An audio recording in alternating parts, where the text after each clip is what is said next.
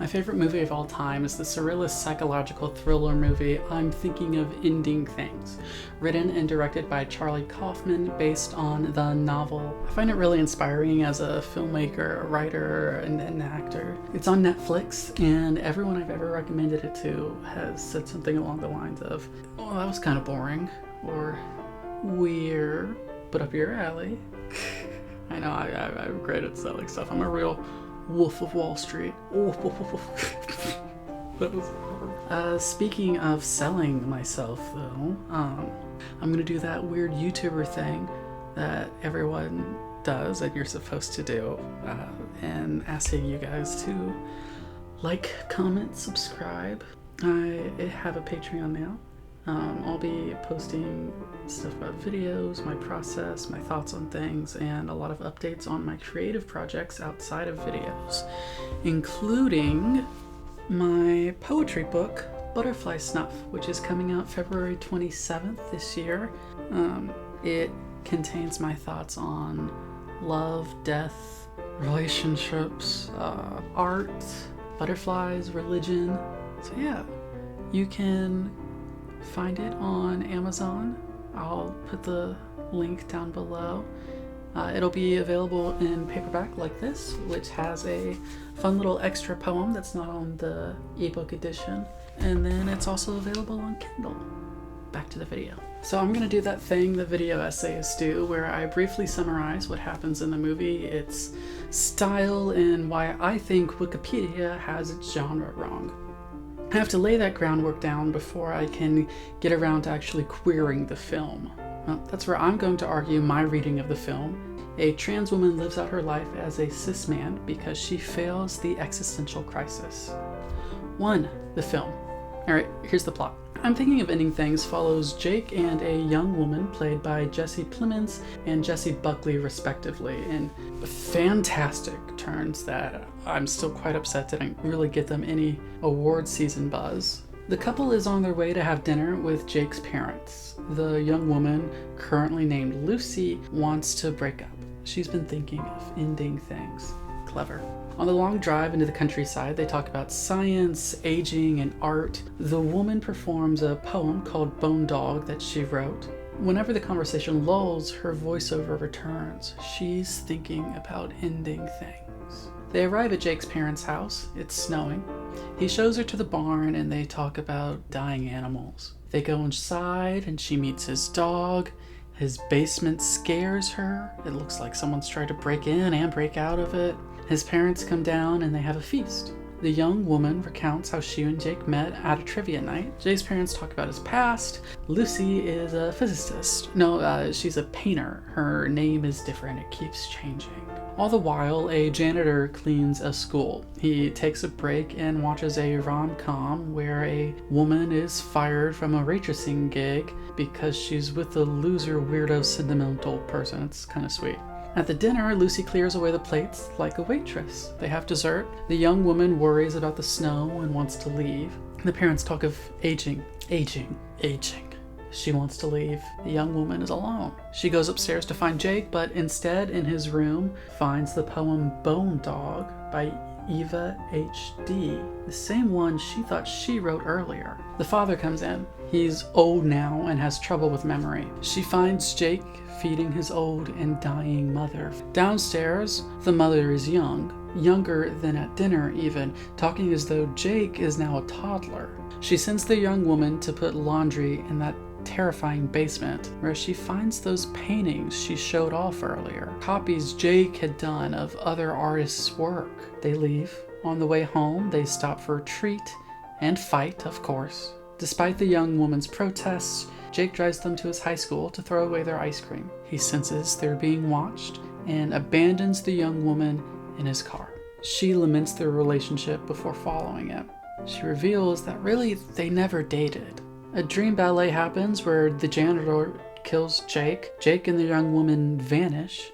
The janitor steps into his truck to kill himself. A hallucinatory pig takes him inside the school, ushering him into the afterlife. Or more likely, he dies in his truck, and the rest is the cooked up imagination of his dying brain. So there it is. It turns out the young woman was never real. She was thinking of ending things because Jake, the janitor, is suicidal. This is the night he dies, and his life flashes before his eyes. There's philosophy and art and science and the disappointment of his parents. The overbearance. Home, home, home. He can never leave. The memories collide into each other. His failures show up. Reality takes him and he sings into the afterlife. Or maybe he doesn't die. It's a little bit open-ended. 2. Style. I'm thinking of Anything's doesn't so much as thrill as psychological thriller might have you believe, as it dreadens you. It makes you uncomfortable. The main character's name keeps changing and no one ever acknowledges it, except for you. At one point, Jessie Buckley looks directly into the camera. It only happens the once. She sees you. Her gaze is knowing, condemning. The film is shot in 4:3 aspect ratio. It's when things look like this. The frame forces you into a sort of claustrophobia. What's outside of it? A video I really enjoyed is Thomas Flight's When the Movie Has Bad Editing on Purpose. It's a video essay about I'm thinking of ending things. Flight discusses how the editing of the film breaks contemporary convention to put the audience on edge. There aren't transition shots that really cue you into the passage of time. You jump. Continuity is broken again and again. The editing and claustrophobia together build this sense of lovely dread. Are the things that appear out of nowhere hovering just out of frame? What else is there? Or do they appear out of the ether? And which is worse? Does Stein pass as usual, or does it in this world splice together the way it does for us watching it? Lucy's name changes, her career changes, her past changes. Time doesn't flow the way it should. When a teenage girl working at Tulsi Town warns the young woman that she doesn't have to go forward in time, we know that that might be true. Time does not move in a linear way, not back at the house at least. There's a dream ballet. Film and art and writings bleed into the dialogue and actions like they're made by the characters, but we always learn that they weren't. Men are not made up of themselves. We're made of the things we've consumed. By consuming those things, they consume us. We're consuming this movie at the same time that it is eating us. We are food. The first time I watched the movie, I thought the reveal at the end would actually be that the young woman was a ghost, constantly reliving the night that Jake killed her.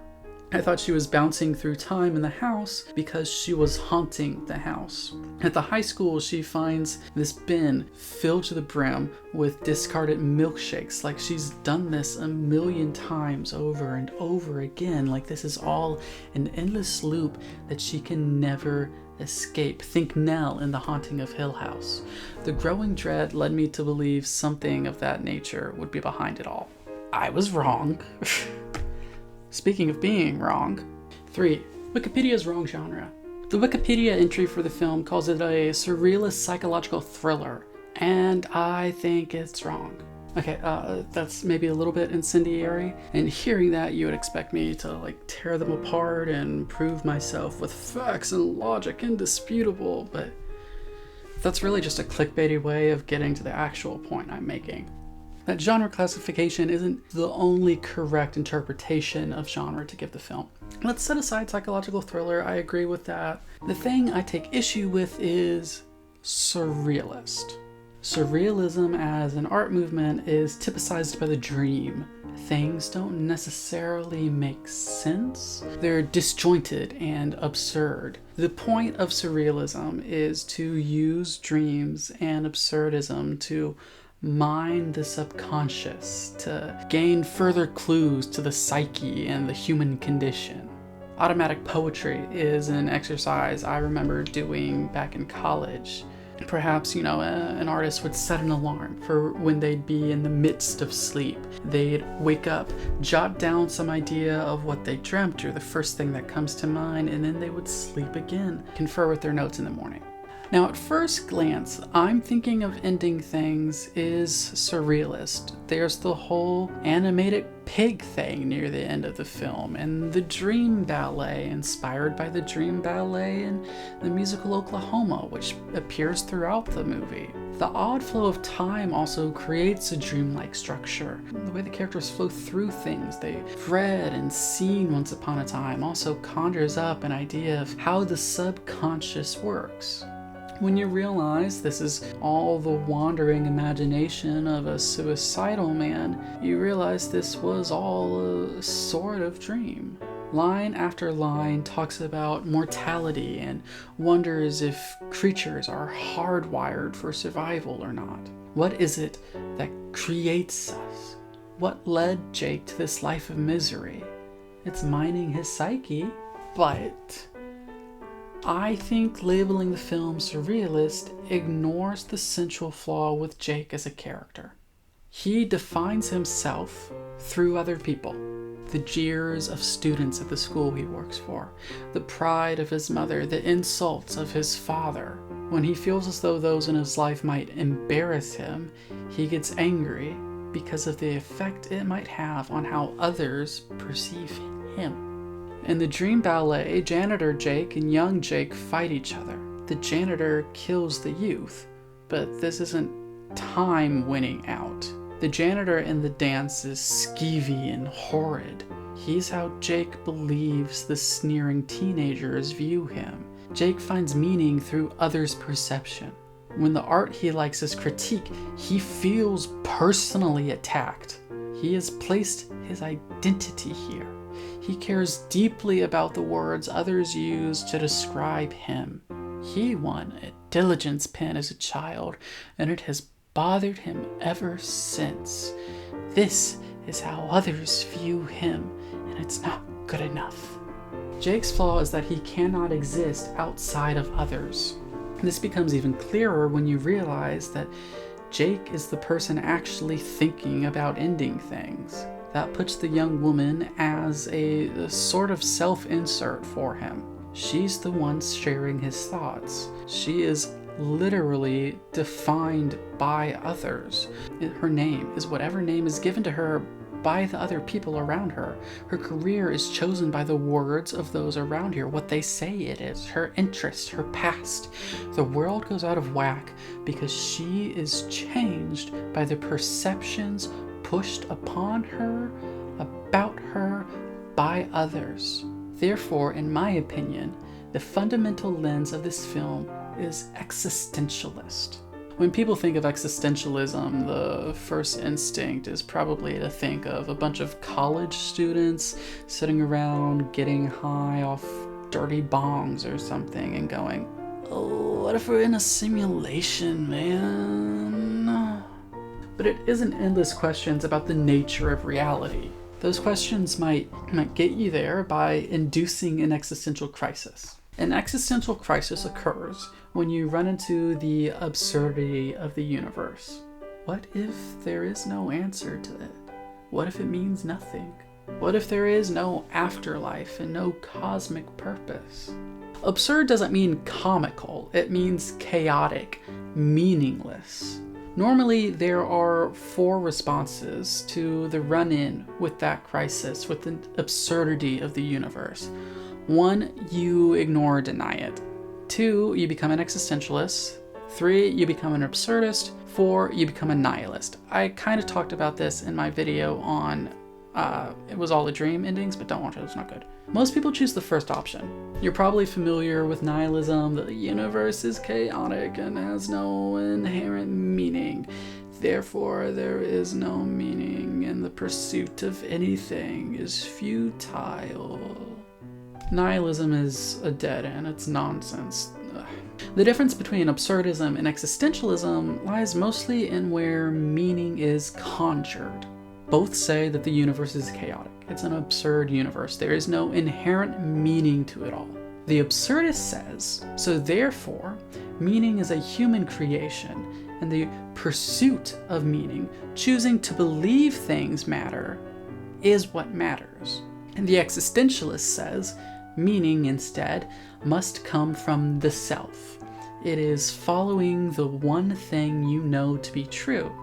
You, Thelema, do as thou wilt, but don't impose your will onto others. One of the most famous phrases to ever come out of theater comes from Jean-Paul Sartre's No Exit. Hell is other people, wrote the French philosopher. Sartre himself was an existentialist. A lot of times people use that quote to mean, ugh, people, am I right? They suck. But that's not the real message of that play. In No Exit, there are no reflective surfaces in the hotel. The denizens of hell have no way of physically perceiving themselves in whole outside of the ways in which others might describe them or define them. Therefore, their self-concepts become bound by how the others see them. Hell is the people. Because when our inner meaning comes from others, we are wholly at their mercy. We can never be complete or happy. We can only be what they say they are. We are tortured for eternity. Jake's issue is that he cannot define himself. He finds meaning in the arts other people make, in the thoughts other people have. No one is truly himself. We are made up of the thoughts of others. And only being defined by others, he brings himself to hell. When he performs on stage, he is finally celebrated. It seems like a happy ending, but if that's the afterlife, he has to keep performing. He can never just be, he must always act. He is always watched. He is placed inside hell. As Eric Kohn says in an article on IndieWire, sitting on a set built from the fragments that define his life, Jake has become the star of his own story and simultaneously confined by it. As such, I argue that this is an existentialist film with surrealist imagery. 4. What is queering? Before I can get around to actually queering the film, we've got to be on the same page about what that means. To paraphrase an article from the Brown Daily Herald, to queer something as queer theory is concerned is to look at the ways it plays around gender and sexuality outside strict heteronormativity. It isn't whole-scale invention. It's reading text and looking for the ways in which queerness plays a role, unintentionally or not. I had a professor in college who discussed how queering was an important part of her academic journey. We once briefly talked about it in regards to the musical Wicked and the queer readings of Elphaba and Galinda's friendship. Queering also isn't forcing a reading. It is not to say that this is the only way to read the text. This is canon. It says this is a way to read the text. For a quick example, take the song Save a Horse, Ride a Cowboy by Big and Rich. The chorus goes, and I'm not going to sing it, you're welcome, and the girls say, save a horse, ride a cowboy.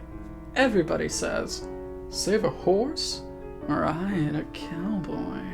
So the line is a euphemism. Riding here means intercourse. We all know that. I don't need to go into much detail there. But let's look at those lines. Because first, it's the girl saying it. Then the singer goes, Well, actually, everyone said it. It's not only girls who want to ride the cowboy. The boys and theys do too.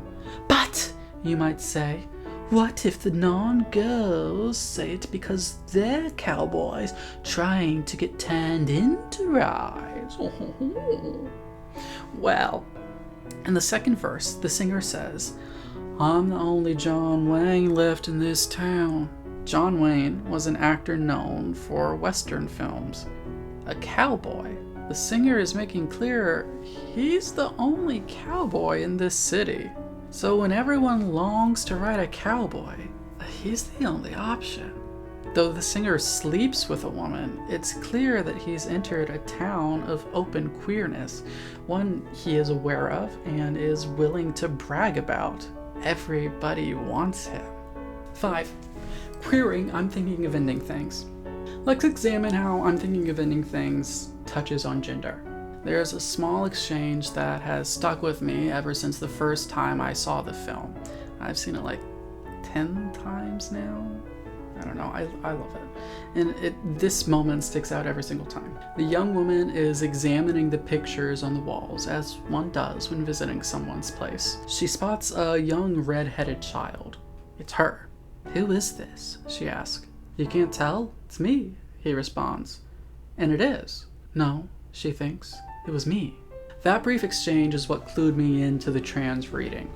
If the young woman is simply an imagination of the dying Jake as his dream girlfriend, as people like to say, then there'd be no reason for them to share an existence in a childhood photo. They may share interests and thoughts, but that wouldn't mean they would share a self, a past. Jake and Lucy share a childhood. Importantly, they assert themselves over the other. Jake is adamant that it's him, and it should be obvious. She thinks it's her, but she's less sure.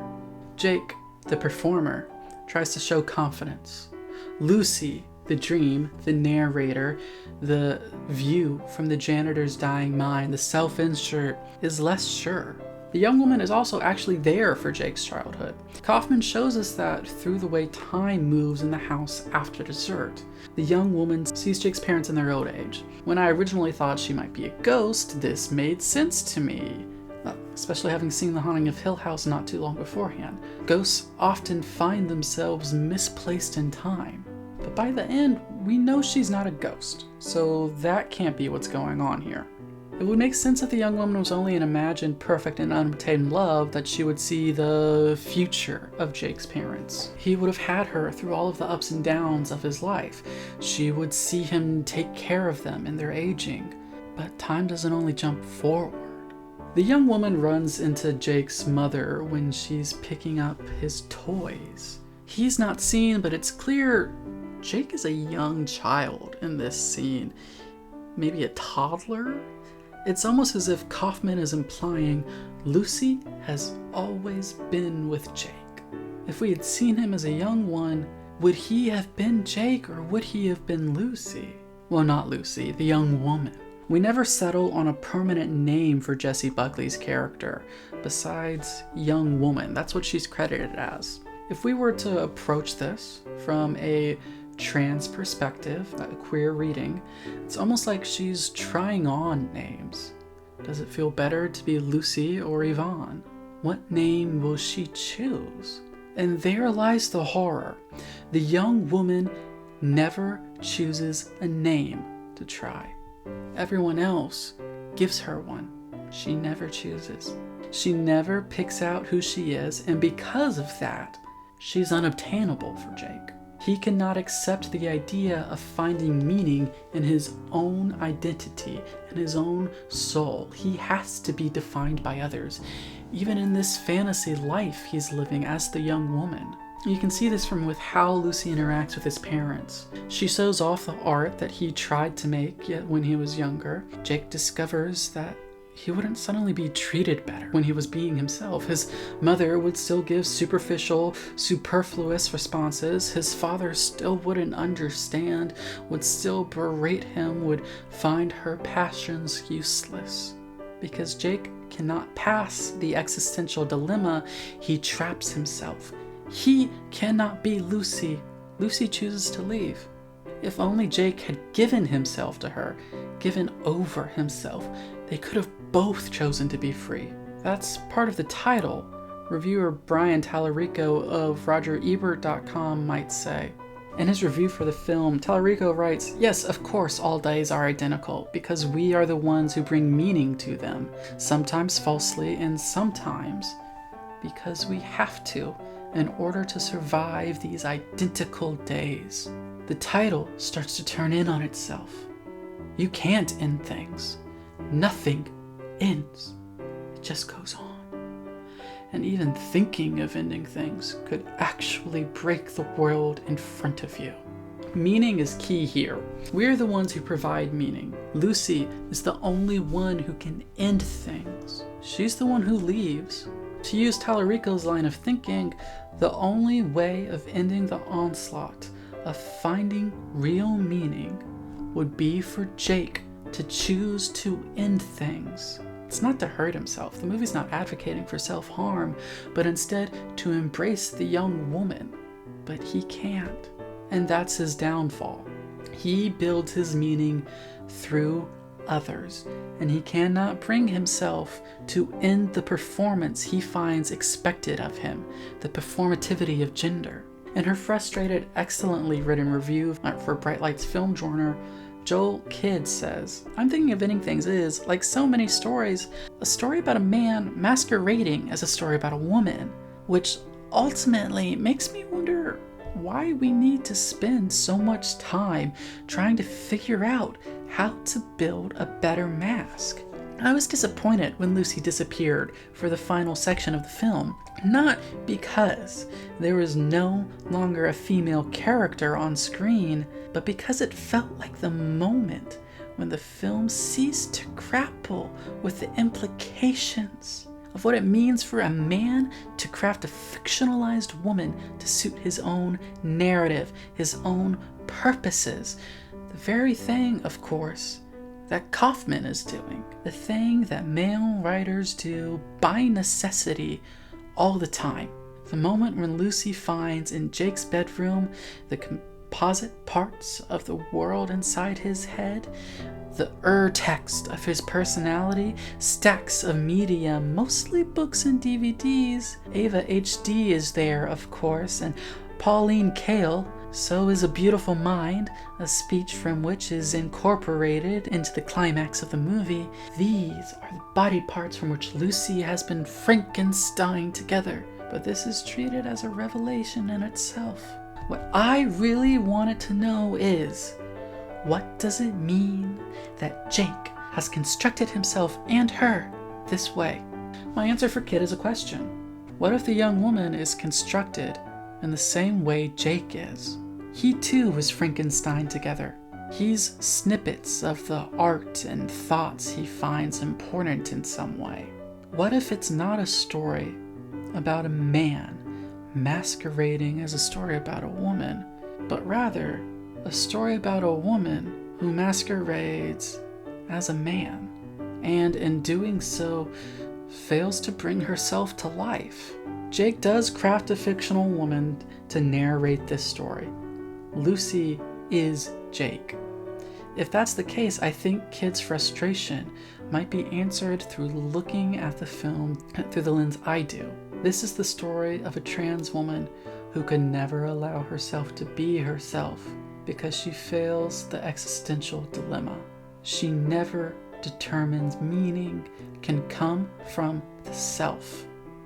Another creator who examined a trans reading of I'm Thinking of Ending Things is Julia Rhodes over at Crooked Marquee. She writes, "I'm Thinking of Ending Things, viewed as a cautionary tale of trans regret, is an emotionally devastating experience, but it must take an axe to the face of the audience in order to communicate the seriousness of its tragedy.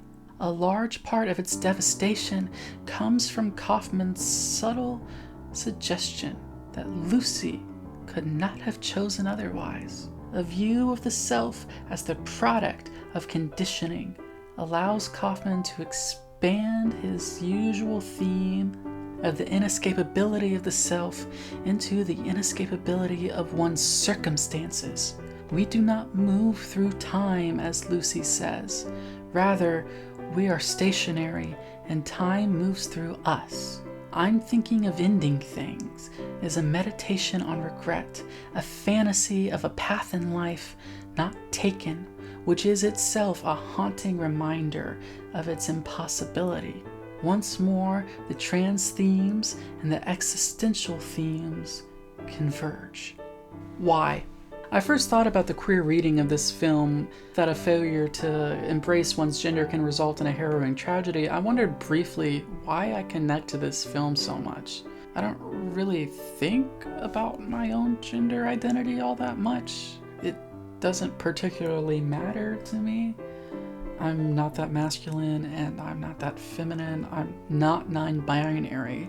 And thinking about it, I've come to the conclusion that I am someone who wants to be loved by men as a man. Through querying this film over the years, I asked myself questions I never had before. In finding that specific answer, I know myself a little bit better. And knowing is such an interesting thing. There's a manga I love that has shaped my worldview. Maybe I'll talk about it in depth at some point. Its title in English is Our Dreams at Dusk. To briefly go over one of the things I love about it, the main character at one point doesn't understand several of the other queer characters. He wants to understand. He wants to ask questions and interrogate them until he gets it. Frank and It's Always Sunny, I get it now. But he comes to realize that he doesn't need to know. He just has to love. And that stuck with me for much, even outside of people in general. I found there is a strong obsession in the zeitgeist with knowing. Knowledge is a good thing, yes, of course, but there's such a strong fear, distaste, aversion for the unknown, the unknowable. There are transphobic leftists who view trans identity as bourgeois decadence because it's individualist, personal, and something that they themselves don't understand. Because they don't get it, it has to be wrong and unreal and bad. A lot of people don't get this movie. They don't get why I like it either. As a writer, many of the plays and stories I write are existentialist and absurdist and vaguely horror. I like sad art, I like queer art, and I love this film. It's my favorite one I've ever seen. When I started writing this, I thought maybe this would help people enjoy and appreciate the film. I'd get less responses of, it's boring and weird. But that was me falling into the same trap that Jake was, finding meaning through the ways others interact with the art I have taken as part of my foundation. It was meant to make me feel better. By getting others to examine the film through this lens and potentially enjoy it more, or at least intellectually understand it more, I was defending myself against other people not liking something. And how stupid is that? I love this film and you don't need to. You can hate it, that's fine. But maybe give it a watch.